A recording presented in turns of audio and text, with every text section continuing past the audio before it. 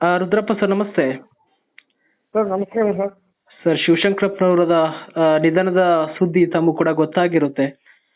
ಒಬ್ಬ ಹೌದು ಸರ್. ನಾಡಿನ ದಿಗ್ಗಜ ನಾಯಕ, ಮುತ್ಸದಿ ರಾಜಕಾರಣಿ, ಅನೇಕ ವರ್ಷಗಳ ಕಾಲ ತಮ್ಮ ಕಾಂಗ್ರೆಸ್ ಪಕ್ಷಕ್ಕೆ, ಈ ನಾಡಿಗೆ ತಮ್ಮದೇ ಆಗಿರ್ತಕ್ಕಂತಹ ಕೊಡುಗೆಯನ್ನ ನೀಡಿದ್ದಾರೆ. ಈ ಸಂದರ್ಭದಲ್ಲಿ ಅವರು ನಮ್ಮನೆ ಮೇಲೆಲ್ಲ ಬಿಟ್ಟು ಅಗಲಿದ್ದಾರೆ. ಏನ್ ಹೇಳ್ತೀರಾ ಸರ್ ಈ ಸಂದರ್ಭದಲ್ಲಿ ಅಂತ? ಸರ್ ಅವರು ಒಬ್ಬ ಅಪ್ರತಿಮ ನಾಯಕರು ಅನ್ನೋದ್ರ ಬಗ್ಗೆ ಸಂಶಯ ಇಲ್ಲ. ಅವರು ಕಿರಾಣಿ ಅಂಗಡಿಯನ್ನು ಇಟ್ಟುಕೊಂಡು ವ್ಯಾಪಾರ ಮಾಡಿ ಇಷ್ಟೊಂದು ದೊಡ್ಡ ಪ್ರಮಾಣದಲ್ಲಿ ಬಾಪೂಜಿ ಸಂಸ್ಥೆಯನ್ನ JJM ಅನ್ನ ಕಟ್ಟಿ ಬೆಳೆಸಿ ಇವತ್ತು ನಾಡಿಗೆ ವಿಖ್ಯಾತರಾಗಿದ್ದಾರೆ. ಅಷ್ಟೇ ಅಲ್ಲದೆ ರಾಜಕಾರಣದಲ್ಲಿ ತಮ್ಮನ್ನು ತಾವೇ ಅರ್ಪಿಸಿಕೊಂಡು ಒಂದು ಶಾಸಕರಾಗಿ, ಮಂತ್ರಿಯಾಗಿ ಕೆಲಸ ಮಾಡಿದ್ದು ನಮ್ಮೆಲ್ಲರಿಗೂ ಹೆಮ್ಮೆ. ಈ ಇಳಿ ವಯಸ್ಸಿನಲ್ಲಿ ಕೂಡ ಅವರು ಶಾಸಕರಾಗಿ ನಮಗೆಲ್ಲ ಮಾರ್ಗದರ್ಶಕರಾಗಿದ್ರು. ಬಡವರ ಬಗ್ಗೆ ಅನುಕಂಪ ಉಳ್ಳವರಾಗಿದ್ರು. ಯಾರೇ ಇದ್ರು ಸ್ವತಃ ಅವರೇ ನಿಂತು ಸಮಸ್ಯೆಯನ್ನು ಪರಿಹಾರ ಮಾಡಿದ್ದನ್ನು ನಾನು ನೋಡಿದ್ದೇನೆ. ಮತ್ತು ಅವರ ನಮ್ಮ ಜಿಲ್ಲೆ, ಅವ್ರ ಜಿಲ್ಲೆ, ಅಕ್ಕಪಕ್ಕದ ಜಿಲ್ಲೆ, ನಾವು ಅವ್ರಿಗೆ ಬಹಳ ಒಡನಾಟಗಳಾಗಿದ್ವಿ. ಅವರು ದಾನಿಗಳು, ಯಾರು ಏನೇ ಕೇಳಿದ್ರು ಸಹಿತ ತನ್ನಿಂದ ಆದಷ್ಟು ದಾನ ಮಾಡ್ತಕ್ಕಂಥದ್ದು. ಮತ್ ಬಡವ್ರು ಯಾರಾದ್ರೂ ಬಂದು ದವಾಖಾನೆಗೆ ಬಂದು ನಮ್ಮಿಂದ ಆಗೋದಿಲ್ಲ, ಇಷ್ಟು ಬಿಲ್ ಕಟ್ಟಿ ಅಂತ ಹೇಳಿದ್ರೆ ಆಗ ಫೋನ್ ಮಾಡಿ, ನೋಡಪ್ಪ ಅವ್ರು ಎಷ್ಟು ಕಟ್ಟೋರು ಅಷ್ಟು ಕಟ್ಸ್ಕೊಂಡು ಕೈ ಬಿಟ್ಟು ಹೋಗ್ಲಿ ಅಂತ ಹೇಳ್ತಿದ್ರು. ಮತ್ತೆ ದಲಿತರ ಬಗ್ಗೆ ಬಹಳ ಅನುಕಂಪ ಅವ್ರಿಗೆ. ನಾವು ಯಾವಾಗ ಹೋದ್ರು ಏನ್ ಕೇಳಿದ್ರು ಕೂಡ ಇಲ್ಲ ಅನ್ನೋ ಮಾತೇ ಇಲ್ಲ ಸರ್. ದೇವಸ್ಥಾನಗಳಿಗೆ ದಾನ ಮಾಡೋದಾಗಿರ್ಬೋದು, ಆಮೇಲೆ ನಮಗ್ ಕ್ಷೇತ್ರ ಸಂಬಂಧ ಇಲ್ಲದೆ ಇದ್ರು ನಾವು ಎಲ್ಲಿ ಏನ್ ಕೇಳಿದ್ವಿ ಅದನ್ನೆಲ್ಲ ಕೊಡ್ತಕ್ಕಂತ ಒಂದು ಅವಕಾಶ ಬಂದಿದೆ ಸರ್. ಒಂದ್ಸರಿ ನಾನು ಮುಜರಾಯಿ ಮಂತ್ರಿ ಆಗಿದ್ದೆ. ಅವರು ಒಂದ್ಸರಿ ನನ್ನ ಹತ್ರ ಬಂದ್ರು, ನೋಡಪ್ಪ ನನಗೊಂದಿಷ್ಟು ದೇವಸ್ಥಾನಕ್ಕೆ ಸ್ವಲ್ಪ ದುಡ್ಡು ಕೊಡು ಅಂದ್ರು. ಏನ್ ಸ್ವಲ್ಪ ನೀನ ಎಲ್ಲರಿಗೂ ಕೊಡೋನು, ನೀನ್ ನನ್ನ ಹತ್ರ ಕೇಳ್ಕೊಂಡ್ ಬಂದಿಯಲ್ಲಪ್ಪ ಅಂತ ಹೇಳಿ ಅವತ್ತು ಅವರು 1 ಕೋಟಿಗೆ ಒಂದು 6 ಲಕ್ಷ ಕಡಿಮೆ ತಂದಿದ್ರು ಸರ್. ನಾನ್ ಬಹಳ ಖುಷಿಯಾಗಿ ಹೇಳಿದೆ, ಏಯಪ್ಪ ನಿನ್ ಕೋಟಪ್ಪ, ನೀನು 1 ಕೋಟಿ 6 ಲಕ್ಷ ಯಾಕೆ ಕಡಿಮೆ ತಂದಿಯಪ್ಪ, ದೇವ್ರು ನನಗೂ ಒಂದು ಅವಕಾಶ ಕೊಟ್ಟಾನ, 1 ಕೋಟಿ ಕೊಡ್ತೀನಿ, ಇನ್ನೊಂದು 6 ಲಕ್ಷ ತಂದು ಕೊಟ್ಬಿಡು ಅಂದೆ. ಏನಪ್ಪ ನೀನ್ ಏನ್ ಹೇಳಕತ್ತೀರಿ ಅಂದ್ರೆ, ಇಲ್ರಿ ನಾ ಕೊಡ್ತೀನಿ ಅಂತ ಅಂದೆ. ಆಮೇಲೆ ಮತ್ತೆ ಒಂದ್ ದಿವಸ ಬಂದ್ರು, ತಗೊಂಬಂದು ಕೊಟ್ರು. ನಾನು 1 ಕೋಟಿನೂ ಮಂಜೂರು ಮಾಡಿಕೊಟ್ಟೆ ಸರ್ ಅವ್ರಿಗೆ. ಆಮೇಲೆ ಎಮ್ಮಿಗ್ನೂರಿನಲ್ಲಿ ಅವ್ರ ಮನೆ ದೇವ್ರು ಸರ್ ಅದು. ಆ ಎಮ್ಮಿಗ್ನೂರದ್ದು ಇದನ್ನ ಧಾರ್ಮಿಕ ದತ್ತಿ ಇಲಾಖೆ ಸೇರ್ಕೊಂಡ್ಬಿಟ್ಟಿದೆ ಸರ್ ಅದು.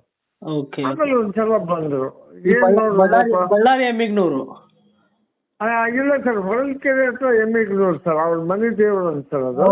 ಹೊಳಲ್ಕೆರೆ ಕಡೆ. ಆಮೇಲೆ ಹೇಳಿದ್ರು, ಇಲ್ಲ ನಮ್ಮ ಆ ಪೂಜಾರಿಗಳು ನಮಗ್ ಗೊತ್ತಿಲ್ಲ, ದುಡ್ಡು ಗಿಡ್ಡು ತಗೊಂಡ್ಬಿಡ್ತಾರಪ್ಪ, ನಮಗ್ ಏನಾರ ಮಾಡಿ ಬಿಡಿಸ್ಕೊಡು ಅಂದ್ರು. ನಾನ್ ಸಕಾಲ ನಿಂದು ಒಂದ ಯಾಕ, ಇನ್ನು ಬಾಳ ಅದಾವು, ಎಲ್ಲವೂ ತಗೊಂಡ್ ಬಿಡಿಸ್ಕೊಟ್ಬಿಡ್ತಾನೆ ಬಿಡಪ್ಪ ಅಂದೆ. ಆನೆಗೂಡು ಅಂತ ಒಂದು ಊರಿದೆ ಸರ್, ಆನೆಗೂಡು ಅಂತ ಹೇಳಿ, ಅಲ್ಲೇ ದಾವಣಗೆರೆ ಜಿಲ್ಲೆ. ಅಲ್ಲಿ ಅದು ಸಿರಿಗೆರೆ ಸ್ವಾಮಿಗಳ ಸಂಸ್ಥೆ ಸೇರಿದಂತ ಒಂದು ದೇವಸ್ಥಾನ. ಅದು ಕೂಡ ಇದರಲ್ಲಿ ಸ್ವಾಮಿಗಳು ನನಗೆ ಪದೇ ಪದೇ ಹೇಳ್ತಿದ್ರು. ಅವೆಲ್ಲವನ್ನು ಒಟ್ಟು 86 ದೇವಸ್ಥಾನಗಳನ್ನು ಬಿಟ್ಟು ಕೊಟ್ಬಿಟ್ಟ ಸರ್. ಯಾವ ಬಿಕಾಸ್ ಆಫ್ ಶಂಕರಪ್ಪ ಮತ್ತೆ ನಮಗೆಲ್ಲ ಮಾರ್ಗದರ್ಶಕರಾಗಿದ್ರು. ಏನೋ ಇದ್ರು ದೊಡ್ಡವರು ಸಣ್ಣವರು ಅಂತ ಗರ್ವ ಇರ್ಲಿಲ್ಲ. ಮತ್ ನೋಡಿ ಸರ್, ಒಂದೇ ಮನೆಯಲ್ಲಿ ಅವ್ರ MLA ಆಗಿ, ಮಗನ್ ಮಂತ್ರಿ ಮಾಡಿ, ಸೊಸಿನ MP ಮಾಡಿರ್ತಕ್ಕಂಥ ಉದಾಹರಣೆಗಳು ಬಹಳ ಕಡಿಮೆ ಸರ್ ಇವತ್ತಿನ ಕಾಲದಲ್ಲಿ. ಅದು ದಾವಣಗೆರೆ ಒಂದು ಬಹಳ ಸೆನ್ಸಿಟಿವ್ ಇರ್ತಕ್ಕಂತ ಒಂದು ಜಿಲ್ಲೆ. ಆ ಜಿಲ್ಲೆಯಲ್ಲಿ ಅಖಂಡ ಜಿಲ್ಲೆಯನ್ನ ಶಾಮನೂರು ಶಿವಶಂಕರಪ್ಪ ಅಂದ್ರೆ ಅವ್ರ ಮನೆ ಮಾತಾಗಿದ್ರು. ಅದರಲ್ಲಿ ಯಾರು ಮಾತಿಲ್ಲ. ಶ್ರೀಮಂತಿಕೆ ಇತ್ತು.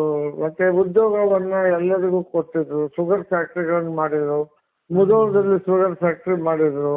ಒಟ್ಟಾರೆಯಾಗಿ ಏನೇ ಇದ್ರು ಒಬ್ಬ ನಿಗರ್ವಿ ಮನುಷ್ಯ. ಎಂದು ಯಾರಿಗೂ ಏನನ್ನು ಹೇಳದೆ ಎಲ್ಲರಿಗೂ ಕೆಲಸ ಮಾಡಿಕೊಟ್ಟಂತ ಒಬ್ಬ ಜನನಾಯಕ ಸಾವು ಯಾರಿಗೂ ಬಿಟ್ಟಿದ್ದಲ್ಲ ಸರ್.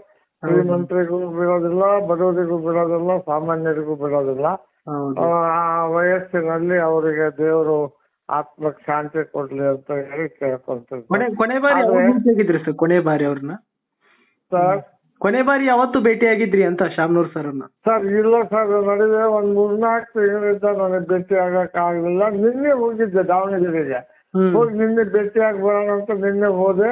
ಇನ್ನೂ ಇಲ್ಲ, ದಾವಣಗೆರೆ ಸ್ಪರ್ಶ ಹಾಸ್ಪಿಟ್ಲ್ ಆಗಿದಾರೆ ಅಂತ ಹೇಳಿದ್ರು. ನನಗೆ ಭೇಟಿ ಆಗಕ್ಕೆ ಒಂದು 4 ತಿಂಗಳ ಹಿಂದೆ ಭೇಟಿ ಆಗಿದ್ದೆ ಸರ್, ಈಗ ಭೇಟಿ ಆಗ್ಲಿಲ್ಲ. ಅವತ್ತಿಂದ ಆರಾಮೇ ಇರ್ಲಿಲ್ಲ ಸರ್ ಅವರಿಗೆ. ಸರ್ ಬಹಳ ಒಬ್ಬ ದೊಡ್ಡ ಮಹಾನ್ ಶಕ್ತಿ ಇರ್ತಕ್ಕಂತ ಒಬ್ಬ ರಾಜಕಾರಣಿಯನ್ನ ಕಳ್ಕೊಂಡ್ವಿ ಸರ್. ಅದಕ್ಕೆ ದೇವರವ್ರ ಶಾಂತಿ ಸಿಗಲಿ, ಅವರ ಕುಟುಂಬಸ್ಥರಿಗೆ ಆ ದುಃಖವನ್ನು ಬರ್ತಕ್ಕಂತ ಶಕ್ತಿ ಕೊಡ್ಲಿ ಅಂತ ಹಾರೈಸ್ತೀನಿ ಸರ್. ನಾಳೆ ಬೆಳಿಗ್ಗೆ ಹೋಗಿ ಬೆಳಗಾವ್ ಹೊರಟಿದ್ದೆ ಸರ್. ಈಗ ಹೊರಟಿದ್ದೆ, ಮತ್ತೆ ಅದು ಸುದ್ದಿ ತಿಳಿದ ತಕ್ಷಣ ಮತ್ತೆ ವಾಪಸ್ ಬಂದು ನಾಳೆ ಅವರಿಗೆ ಒಂದು ಮಾಲೆ ಹಾಕಿ ಅವರ ಅಂತ್ಯಕ್ರಿಯೆಯಲ್ಲಿ ಭಾಗವಹಿಸಿ ಬರೋಣ ಅಂತ ಹೋದೆ. Okay sir.